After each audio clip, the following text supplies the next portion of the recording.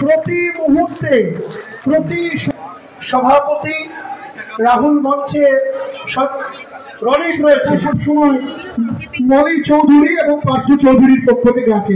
আমার কণ্ঠে একবার বলবেন মমতা ব্যানার্জি, একটা উত্তরীয় দাও তো, উত্তরীয় প্যাস দাও। মোর নাম এই বলে খ্যাত হোক 25 নম্বর ওয়ার্ডে পার্থ চৌধুরী আপনাদেরই লোক, আর কিছু চাহিদা করেছে। এটাই তৃণমূল কংগ্রেসের ঐতিহ্য, এটাই তৃণমূল কংগ্রেসের একটা নতুন করে বাঁচার তাগিদ। আর 25 নম্বর ওয়ার্ডের মাটি তৃণমূল কংগ্রেস।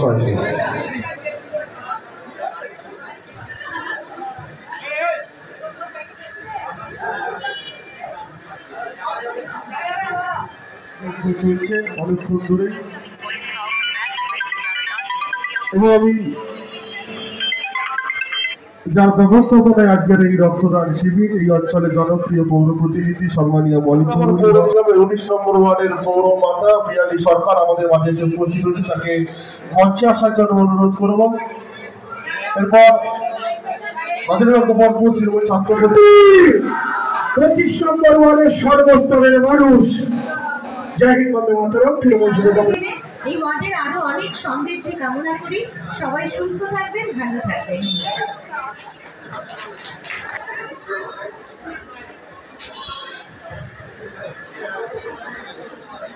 আমি আজকের এই রক্তদান নিবেদন যজ্ঞে নিয়ে কিছু বলবার খুব গর্বিত অনুভব করি যখন আমি নিজেও তারই একটি অংশ। কারণ রাজাদের গোপালপুর জুড়ে এই যে একত্রিত ভাবে বিভিন্ন জায়গায় 1 মাস ব্যাপী এই রক্তদান আসন সংগ্রহ করার জন্য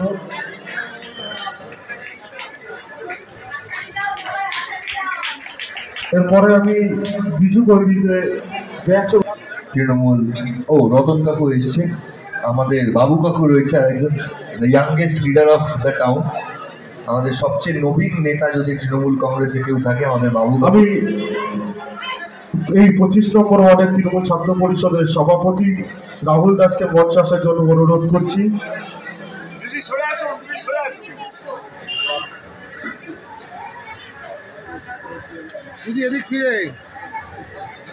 এরপর অনুরোধ করবো বুবাইকে ব্যাচ ও উত্তরীয় পড়িয়ে সম্বোধিত করার জন্য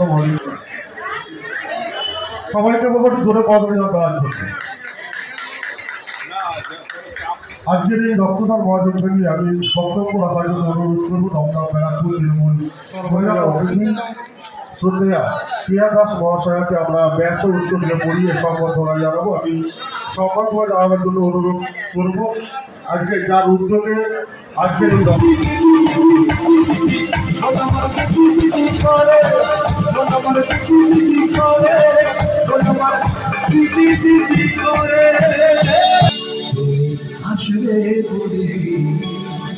আমাদের সকলের প্রিয় মানুষ সঞ্জীবপাল্লায় জন্য একটা জোরে হাতে বসে আছে তুমি আসবে বলে চৌরাস্তার পুলিশটা ঘুষ খায়নি। উদ্যোগে আজকের রক্তদান শিবির আমাদের প্রতি বছর জুন মাসে বা জুলাই মাসে আমাদের এমএলএ 1 মাস ব্যাপী রক্তদান শিবির। পরিবারের অরুণদাও রয়েছে,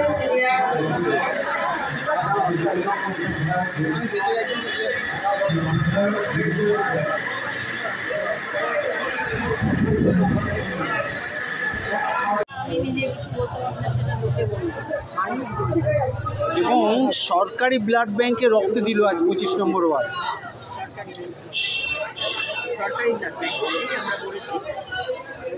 এবং 1 মাস ধরে রক্তদান শিবির চলছে, অগস্ট জুড়ে রক্তদান শিবির হবে অদিতি মুন্সির উদ্যোগে। আজকে 25 নম্বর ওয়ার্ড করলো, কি বলবো? এই নিয়ে 3 বছর আমাদের অদিতি মুন্সি বিধায়ক হওয়ার পর থেকেই আমরা এই রক্তদান শিবিরটা অদিতি মুন্সি চালু করে জুন মাসটা। কারণ গ্রীষ্মকালে আমাদের রক্তের সংকট দেখা দেয়, সেই হিসাবে আমরা জুন মাসটা জুড়ে আমাদের রক্তদান শিবির চলে।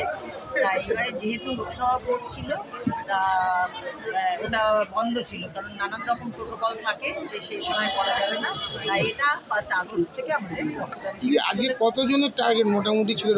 আমরা কারণ 50 জন আমরা বলেছি, কিন্তু 76 জন হয়ে গেছে, কারণ আমরা একটা ডিসেম্বর মাসে একটা বড় রক্তদান শিবির। রক্তদাতাদের অভিনন্দন জানিয়ে কি বলবেন? সবাইকে পৌরমাতা হিসাবে সবাইকে অসংখ্য অসংখ্য ধন্যবাদ, কারণ একজনের প্রাণ বাঁচানো।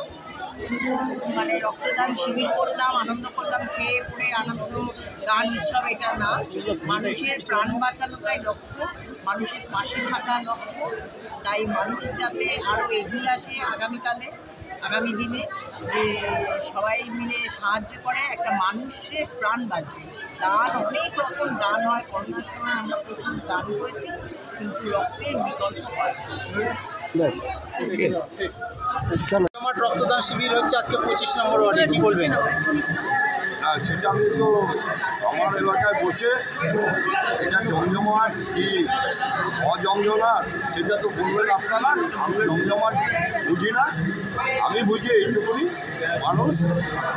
মানুষের জন্যে, জীবনের জন্যে, তার জন্যে আজকে মানুষ স্বতঃস্ফূর্তভাবে মানুষের রক্তের যে অভাব মেটাবার জন্য আমাদের সাথে সামিল হয়েছে। তার জন্য প্রত্যেক রক্তদাতাকে আমি জানাই। এবং সরকারি ব্লাড ব্যাংকে রক্ত যাচ্ছে আজ 25 নম্বর ওয়ার্ড থেকে, এটা একটা ব্যতিক্রমী পদক্ষেপ, কি বলবেন? সরকারি ব্লাড ব্যাংকে আমরা সবসময় দিয়ে থাকি, কিন্তু কিছু প্রাথমিক ব্লাড ব্যাংক আছে, প্রাইভেট ব্যাংক, সেই ব্লাড ব্যাংকগুলো যখন আমাদের রিকোয়েস্ট করে যে আমাদেরও কিছু সাহায্য করুন, তাহলে আমরা সেইটাতেও সাহায্য করি। যেমন এইটা গ্রীষ্মকালে হলো, আবার শীতকালে ডিসেম্বর মাসে একটা বৃহৎ আকারে রক্তদান শিবির বরাবর যেটা হয়ে থাকে সেটা হবে। অদিতি যে কর্ম উদ্যোগ নিয়েছে, 1 মাস ধরে রক্তদান শিবির হবে, আজকে 6ষ্ঠ রক্তদান শিবির 25 নম্বর ওয়ার্ডে হচ্ছে, কি বলবেন? তার জন্য অদিতির মন্ত্রীকে ধন্যবাদ জানাচ্ছি।